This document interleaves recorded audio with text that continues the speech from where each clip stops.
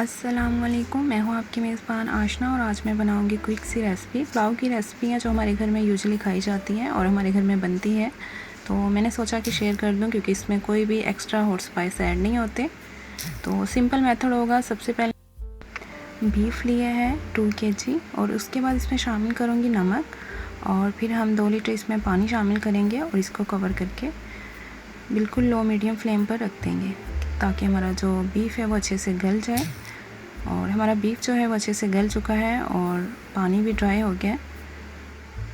देखिए हमारा बीफ जो है वो बिल्कुल गल गया है। यखनी पुलाव के लिए मैंने सबसे पहले ऑयल लिया 1 कप, उसके अंदर 3 स्मॉल साइज़ प्याज का पेस्ट शामिल किया। जैसे इसका कलर लाइट ब्राउन हुआ है तो हमने इसमें शामिल किया टमाटर पेस्ट और साथ ही हम शामिल करते हैं green chilli plus garlic paste और थोड़ी सी इमली शामिल करेंगे और अच्छे से इसको जो है वो मिक्स कर लेंगे।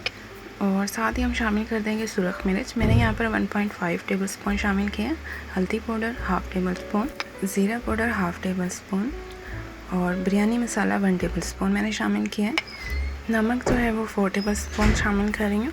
आप लोग अपने टेस्ट के हिसाब से शामिल कर लीजिएगा, कम या ज़्यादा हो सकता है। फिर हम शामिल करेंगे साबुत मसाले। मेरे पास साबुत मसालों में जो चीज़ें थी वो मैंने ले ली है, जो नहीं थी वो मैंने स्किप कर दी है। और साथ ही हम शामिल कर देंगे इसमें बीफ जो हमने कुक करके रखा हुआ था। ये कोई स्पेशल मशहूर पुलाव रेसिपी नहीं है, ये जस्ट मेरी मदर की रेसिपी है जो हमारे घर में खाते हैं। बिल्कुल सिंपल सी रेसिपी है, आप लोग ट्राई कीजिएगा। हमारा ऑयल जो है वो सेपरेट हो चुका है, आप देख लें। अब इसमें हम पानी शामिल करेंगे 3 लीटर। मेरे पास जो राइस है वो है 1.5 किलो और हमने उस हिसाब से पानी शामिल किया और इसको कवर कर देंगे। जैसे इसमें बॉयल आने लगेगा तो हम इसमें सोक किए हुए राइस शामिल करेंगे। अब मैं यहाँ पर अपने राइस शामिल कर दूँगी जो मैंने 30 मिनट पहले भिगो के रखे हुए थे।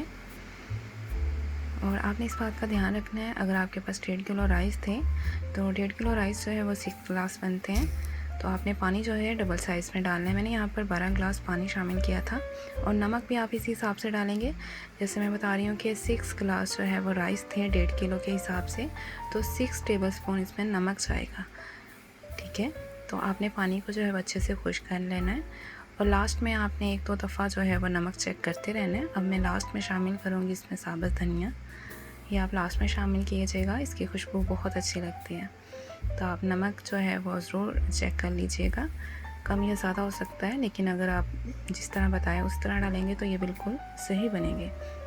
तो अब हम इसे दम पर रख देंगे 10 से 12 मिनट के लिए और हमारे जो मज़ेदार सा पुलाव है, होममेड पुलाव और मटर पुलाव कह सकते हैं आप, बिल्कुल रेडी है। आप लोग ज़रूर ट्राई कीजिएगा। दुआ में याद रखिएगा। अल्लाह हाफ़िज़।